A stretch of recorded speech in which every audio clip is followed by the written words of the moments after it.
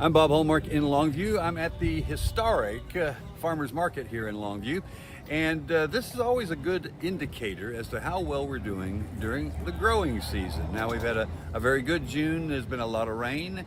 The farmers are very happy with it, and so now we're going to test out our theory to see how well we're doing at this point. And to talk a little bit about this, Lynette Goodson joins us right now. I just messed up your last name. That's okay. But let's talk about this. You guys usually keep going for as long as the local produce comes in, right? Correct. As long as there's local produce. In many years, we have to close in August, and then we reopen when the fall crops come in mid-September. Okay.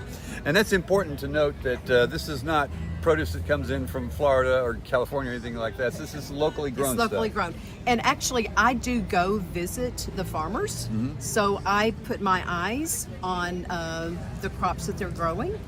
And I also go visit like our meat vendors. So everybody gets a visit. And it's interesting because when I go visit them, like the guy from Twisted V, when I went to visit him, he says, "Oh, there's my Wagyu bull."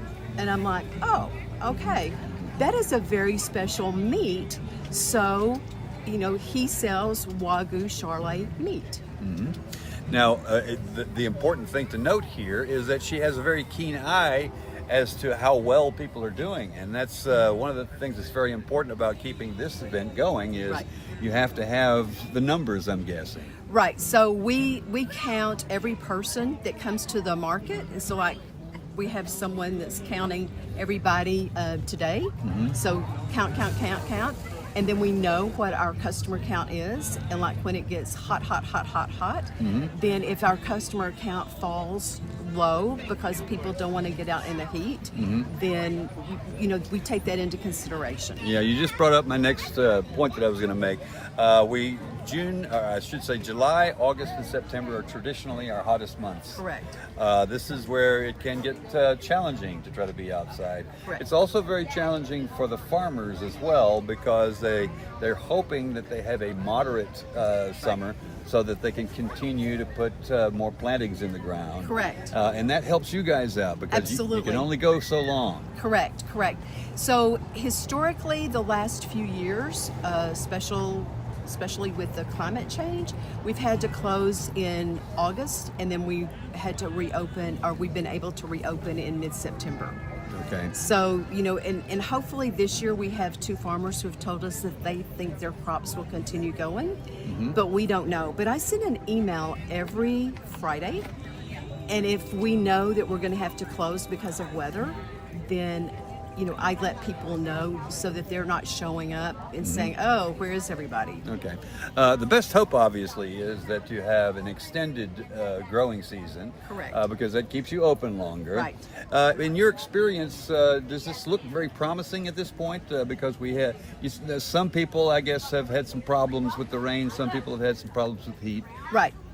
Well, so far we're pretty much on track, and then like I said, we've got two farmers that think they can keep going. So hope we can. Okay. Because we have a loyal customer base, and they enjoy coming. They're here when we open. We have a line of customers, so that's a good thing to have. Okay, as we mentioned earlier, it's produce actually drives the market here, but there are any number of other things you can also find. There are alternative vendors, honey, Right. things of that nature. Right. So we've got flowers, we've got honey, we've got incredible baked goods. So there's a wide variety. We have honey. We have a guy that does roasted coffee.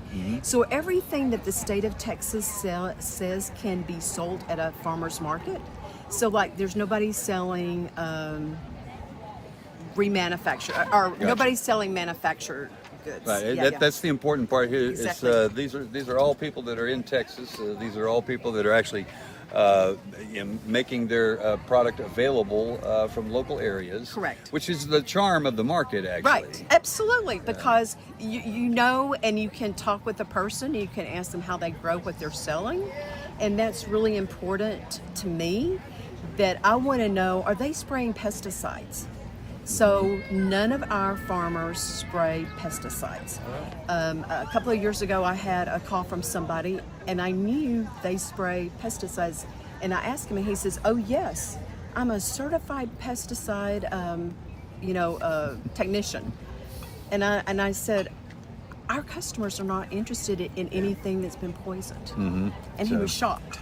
Being organic or organically No. grown? Well, okay, so organic is a government term. So our small farmers cannot afford to do the organic certification because every crop has to be certified as organic. Gotcha. So that is cost prohibitive because they're small farmers, they're small growers, so they can't afford to do that. So the distinction here being no pesticides. Correct. Okay. And most of them use very holistic fertilizer also. Okay. So, but they cannot make the claim of organic.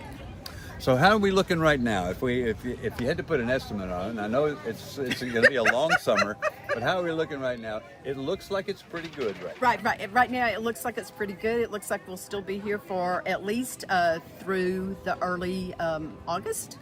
So things are looking good. Okay. Well, I appreciate it. Thank you very much. All right, thank you. Thank you. And we'll have much more on this story tonight on KLTV 7 News for KLTV Web Extra. I'm Bob Hallmark.